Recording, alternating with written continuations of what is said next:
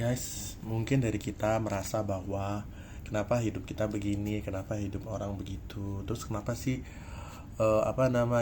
beban terlalu berat. Kita kadang-kadang merasa bahwa hidup kita adalah hidup yang paling menderita pada saat kita mengalami hal-hal yang di luar kemampuan kita. Memang Tuhan tidak akan menguji orang, menguji manusia di luar atas kemampuannya, tapi manusia itu sendiri yang mengatakan bahwa dia merasa tidak mampu untuk menghadapi ujian itu.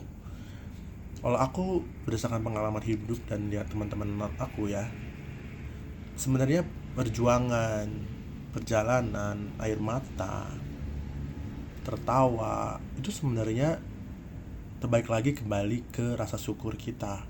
Kenapa saya bilang seperti itu? Karena kalau kita mau lihat kadar orang bahagia, ya, ada orang yang pergi ke Eropa mungkin bahagia, ada juga yang enggak. Ada orang yang pergi dengan rame-rame bahagia, ada yang pergi sendiri dia bahagia, ya kan, gitu. Mungkin karena dia pergi rame-rame dia merasa nggak enak, gitu ya kan. Itu kalau dia pergi sendiri dia merasa nyaman karena dia bebas melakukan apa aja. Itu satu. Kedua, mungkin pengeluaran orang 15 juta sama pengeluaran rata-rata, ya, rata-rata orang yang bisa keluarin 15 juta itu tidak banyak. Tapi orang menganggap bahwa 15 juta itu besar. Tapi ada orang sebagian 15 juta itu adalah biaya satu hari, bahkan bisa lebih, gitu.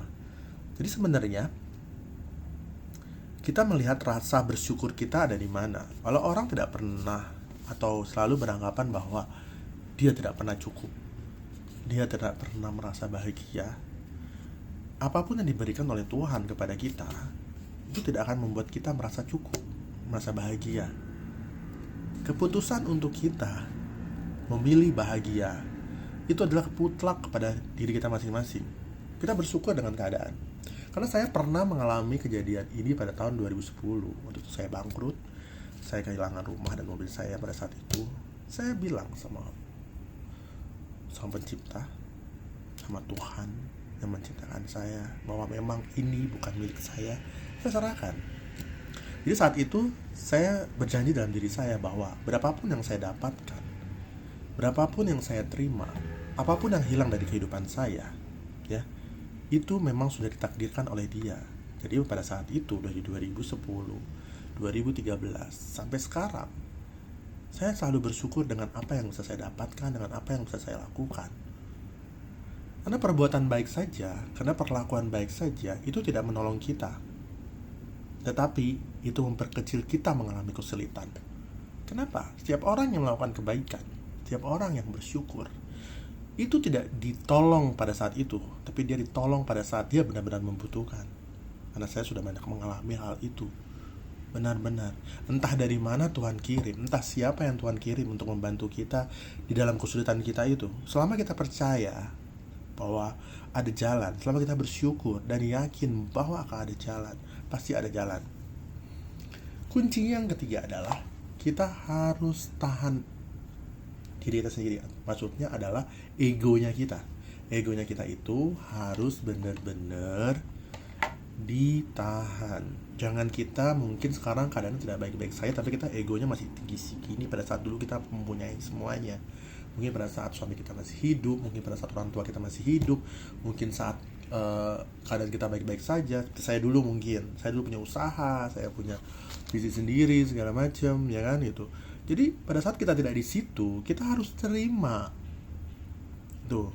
Karena saat kita menerima itu, apapun yang datang kepada kita, kita nggak menganggap ini adalah selamanya buat kita. Karena selama kita bisa menjalaninya, kita jalanin. Tapi ya, kalau memang sudah waktunya bukan milik kita, Tuhan akan ambil. Begitupun pasangan hidup, begitupun anak, begitupun orang-orang terdekat, begitupun kawan. Jangan pernah mempertahankan yang memang tidak bisa dipertahankan. Kecuali anak. Bahkan anak pun kalau di level tertentu yang memang kita harus melepasnya, kita harus melepasnya. Jadi ilmu ikhlas, ilmu bersyukur ini sangat berat, tapi manfaatnya sangat besar, teman-teman. Ya. Jadi apapun itu harus selalu bersyukur dengan keadaan kita. Jangan berharap lebih, jangan meminta lebih. Ya. kalau kamu memang tidak cukup, kamu bisa menambahnya, ya, menambahnya dengan bidang yang lain. Tetapi kalau kamu sudah berkecukupan, mungkin yang kamu lakukan adalah menolong orang lain. Jadi jangan lakukan lagi hal-hal yang sebenarnya akan mengganggu kamu dan keluarga kamu, akan mengganggu diri kamu dan mental kamu, gitu, ya. Tidak ada orang bisa menyelesaikan banyak hal dalam bersamaan. Tidak ada orang sukses di semua bidang. Mereka hanya sukses di beberapa bidang. Tapi bisnis mereka bisa banyak. Banyak pengusaha yang bisnisnya banyak kok, tapi hanya 2 atau 3 yang sukses. Karena setiap bisnis itu mereka menaruh orang-orang yang qualified di bidang mereka dalam bisnisnya. Ya, dan saya akan bahas ini nanti di video selanjutnya. Oke?